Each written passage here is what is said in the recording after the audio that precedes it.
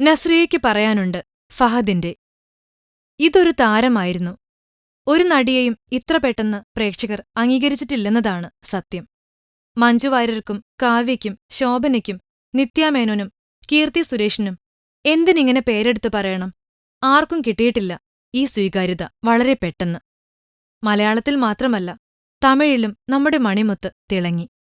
വലിയ അഭിനയം കൊണ്ടല്ല, എന്നാലും നസ്രിയ എന്ന സുന്ദരിക്കുട്ടിയെ എല്ലാവർക്കും വലിയ കാര്യമായിരുന്നു. എന്നാൽ അതിലും വലിയ കാര്യക്കാരനായ മിസ്റ്റർ ഫഹദ് ഫാസിൽ ചുളിവിൽ താരത്തെയങ്ങ് കെട്ടി. സിനിമ നിർത്തിയ നസ്രിയ സംവിധായകനായ ഫഹദിന്റെ വാപ്പച്ചിയെയും അഭിനേതാവായ സഹോദരനെയും ഉമ്മയെയും നോക്കി സുഖമായി ജീവിക്കുന്നു. ഇടയ്ക്ക് ഫേസ്ബുക്കിൽ വരും എന്തെങ്കിലും കമന്റുമായിട്ട്. ആരാധകരത് വൈറലാക്കി, നസ്രിയോടുള്ള പെരുത്ത ഇഷ്ടം കൊണ്ട്. ഇപ്പോൾ കുറേയായിട്ട് താരത്തെ കാണുന്നില്ല. ആ പരാതിക്കിടെ ഇതാ ഒരു പുതിയ പോസ്റ്റുമായിട്ട് താരം വീണ്ടും എത്തിയിരിക്കുന്നു. ഭർത്താവ് ഫഹദിന്റെ സ്വെറ്റർ ധരിച്ചാണ് താരം ഫോട്ടോ എടുത്തിരിക്കുന്നത്.